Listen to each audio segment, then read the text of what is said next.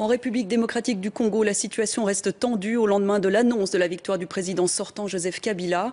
Les partisans de son adversaire Étienne Tshisekedi ont investi plusieurs quartiers de Kinshasa. Michel Beuret. La colère des partisans d'Étienne Tshisekedi, l'opposant très populaire à Kinshasa, sûr qu'on leur a volé la victoire. Vous voyez ce qui se passe ici? On est très fâchés, le vote est truqué. On ne veut plus de Kabila ici, qu'il rentre au Rwanda. Nous, on veut un Congolais.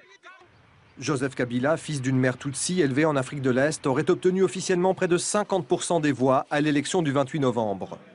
Soit 48,5% des suffrages valablement exprimés. Exprimé aussi dans un contexte de forts soupçons de fraude électorale. Nous attendons encore les résultats des rapports finaux des missions des observateurs. On va les étudier très attentivement.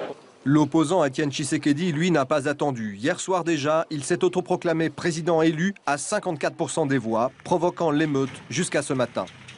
Il y a des quartiers où il y a eu vraiment des violences importantes avec des pillages de magasins, notamment de magasins chinois. On a relevé ce matin 5 morts par balle.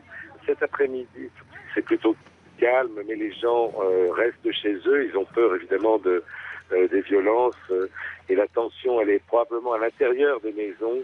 À Kinshasa, la population vit au jour le jour et ne peut pas se permettre de rester chez soi plus de 2-3 jours. Les gens ont besoin de travailler.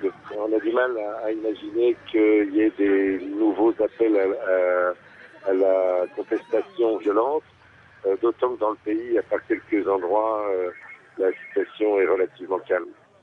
L'ONU et Washington ont appelé au calme, eux aussi, craignant un nouvel embrasement sur cet immense territoire que tout changement de pouvoir, à ce jour, ont fait basculer dans les ténèbres.